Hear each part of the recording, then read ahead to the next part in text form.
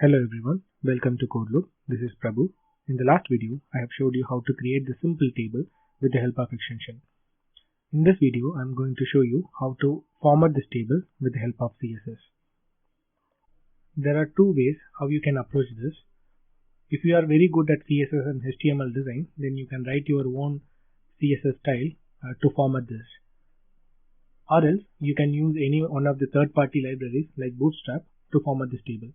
I'm going to show you both the options, how to add your custom CSS style as well as how to include external libraries to format this table. So let's see how to do that.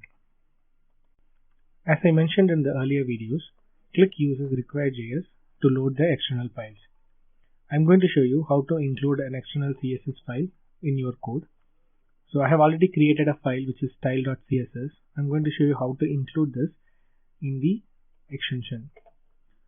So to add the CSS style, you need to include the file path within this defined section. So I'm just going to enter, I'm going to put it in a new line, put a comma, and we have already loaded a Qlik library here, and similarly we need to load the CSS. So we need to start with dot slash, it is a relative path. So since the file and the JS file is within the same folder, we just need to add a slash and then a file name, which is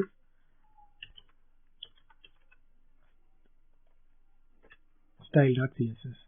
So if you look at here, we have loaded the style.css file, but we need to tell the require.js whether this file is a JavaScript file or CSS file.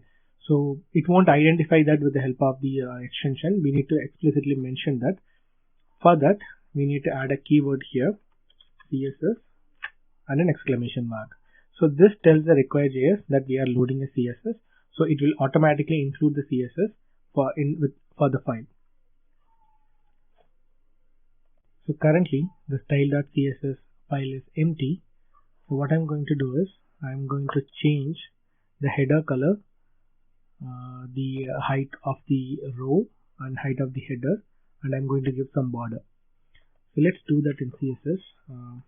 Let me add a tag named th and background color light gray. Let me save this and go to the dashboard and refresh it. So if you look at here, the header color has been changed. So we have referred this header tag with the help of element name, but it is not advisable because it will change all the header tags in the page. So we should name it differently. Either we should name it with a class or something. So for that, what I'm going to do is I'm going to add a class for this parent element. So to do this, $element dot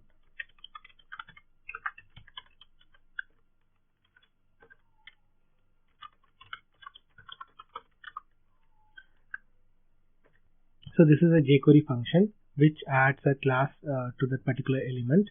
So I have given the name as demo extension. I'm going to use this to refer this particular header tag. So use a dot notation to mention the class and provide a space between this parent class and the header tag, so that if you hover over it, it says whatever the th tags available within this demo extension element, then for those elements this style will be applied. So let me save all this files. Now if you check back, the result will be same. Only thing is it won't affect the other th elements. Let's change the height of all the rows.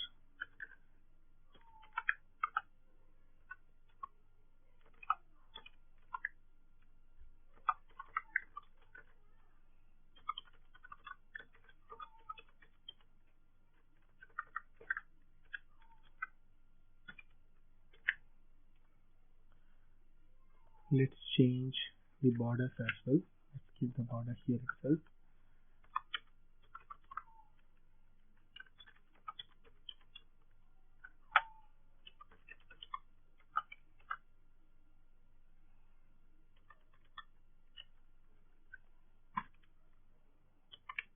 save it and refresh the page. Now if you look at here, the table has been formatted with whatever value we have provided in the CSS style. But it will be little difficult to format everything. So if you are good with CSS, then it will be easy for you. But if you are a beginner to CSS and HTML design, I would prefer to use any one of the third-party libraries like Bootstrap, Semantic UI, or Material CSS. Let's see how to use Bootstrap for this. So to get Bootstrap, you can go to getbootstrap.com and click on this download and download this compiled CSS and JS file. So once it gets downloaded, just extract the file and you will get these files in that folder, CSS and JS. So copy these two files and move it to your extension folder. So I have already done that. So if you look at here, in the CSS we have multiple files, but what we need here is this bootstrap min.js. This is the complete file that we need to use. And similarly in the JS file, we need to use this bootstrap bundle.min.js. So let's see how to include this in the CSS. So the step is same. So what we need to do here is we need to add a CSS information dot slash, and here we don't have the bootstrap file in the same folder. We are having it inside the CSS folder, so we need to mention the CSS slash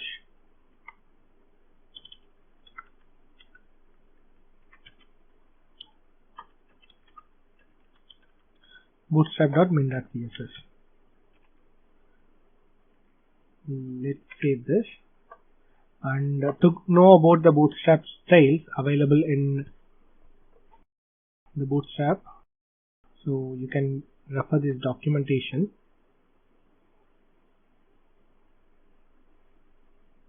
So here if you go to the content, you will see the tables.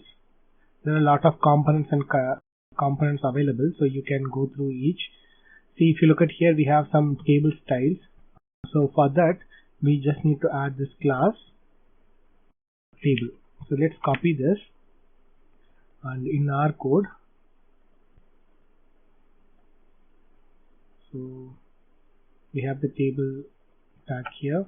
We just need to add this class table. Let's save this. Let's remove this existing style whatever we have added here. If you go and refresh the page,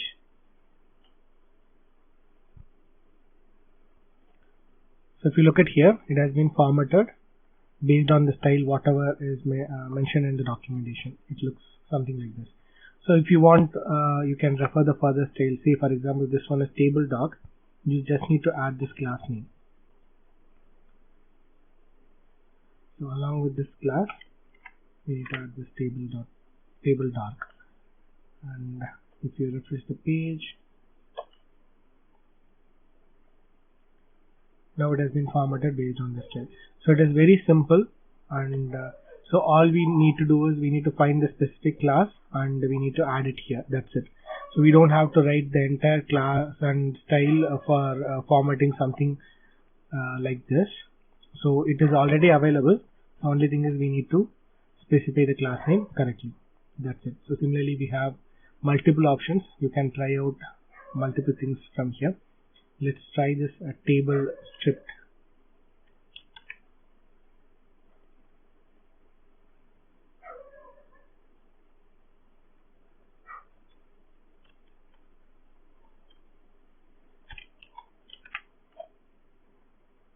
Let's save this. So if you look at the output, just refresh the page. So here we have the output. So for the table strip, the alternate rows will be colored differently. So this is how you need to use the Bootstrap CSS.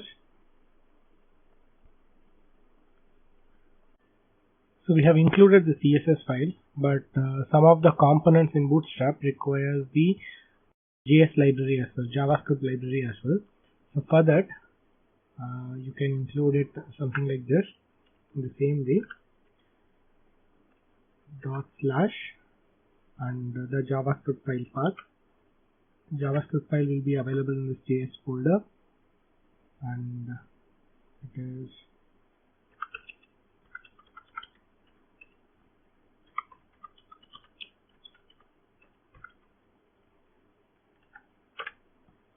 so we just need to add the path for that JS file, and here we don't have to mention anything explicitly. It will automatically identify the JS file if we don't mention anything. And here if you look at the function, so whatever the files we are adding here, we need to add a variable for this. So sometimes if that JavaScript library returns any reference to that particular library, then we need to add a variable, otherwise it's not required. So let's add Bootstrap JS reference. We can just mention this here as Bootstrap. So that's it. If we save this, and it will automatically load the JS file as well when you load the extension. So this is how you need to add the Bootstrap library. Similarly, there are other libraries as well. Like if you look at here, we have a semantic library. This is similar to Bootstrap, but the design and styles will be a little bit different, and we may have some additional options apart from the default components. We have a lot of things to customize. And similarly, we have Materialize CSS, which formats your page or extension based on the material design. It's a Google design framework.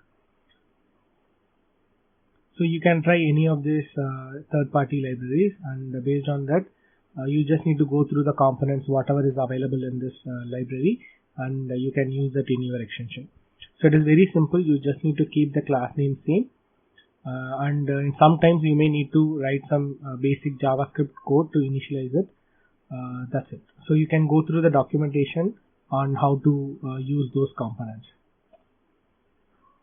We can conclude this video here. I hope you have learned something from this. In the next video, I'll show you how to add property to this extension, custom properties. So we have added dimension and measure, and there are some default properties available. Let's see how to add some custom properties in the next video. So thanks for watching. Please subscribe to this channel if you like this video. We'll see you in the next video. Thank you.